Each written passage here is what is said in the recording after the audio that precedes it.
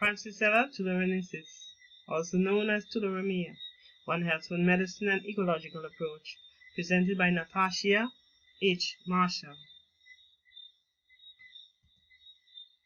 History of Francisella tularensis, also known as rabbit fever, deer fly fever, marketman's disease, and O'Hara's fever. It was first isolated in 1911. In the 1930s and 40s, there were waterborne outbreaks in Europe and Soviet Union, while there were episodic outbreaks in the United States. In 68, 71, 86, 2000, 2002, there were outbreaks throughout the US, except Hawaii. Internationally, Japan, Spain, Thailand, Czech Republic, Netherlands, and Italy have all been affected by tularemia. Transmission, signs and symptoms. Pneumonic. This is the most serious form of tularemia. Symptoms include cough, chest pain, and difficulty breathing. It can also occur when other forms of tularemia, example, ulcerative glandular, are left untreated and the bacteria spreads through the bloodstream to the lungs. Ulcerative glandular, the most common form of tularemia, and usually occurs following a tick or deer fly bite or after handling of an infected animal.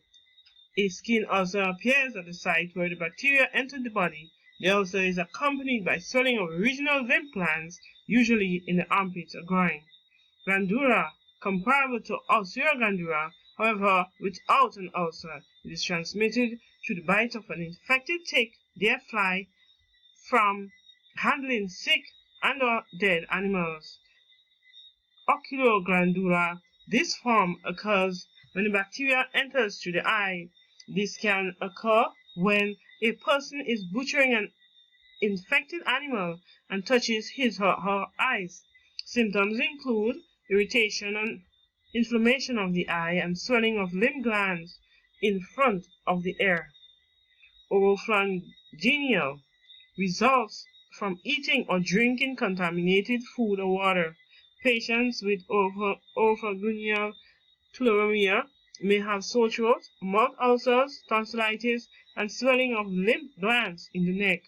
Thyroidal is characterized by any combination of the general symptoms without the localizing symptoms of other syndromes. Diagnosis. Tularemia can be difficult to diagnose. It is a rare disease and the symptoms can be mistaken for other more common illnesses. For this reason, it is important to share with your healthcare provider or the healthcare providers should inquire as to exposures to tick, deer fly bites, or contact with sick or dead animal. Blood tests and cultures can help confirm this diagnosis. High-risk groups include hunters, laboratory personnel, farmers, owners of pets, and landscapers. Prevention strategies. When hiking, camping, or working outdoors, use insect repellents containing 20 to 30% DEET. Wear long pants, long sleeves, and long socks. Use fine-tipped tweezers to promptly remove ticks. Treat all surface water before consuming. When landscaping, don't mow over dead or sick animals. Check the area for carcasses prior to mowing. Use of masks throughout all landscaping activities reduces the risk of inhaling the bacteria. If you hunt, trap, or skin animals, use gloves when handling animals, especially rabbits, muskrats, prairie dogs, and other rodents. Cook game meat thoroughly before eating.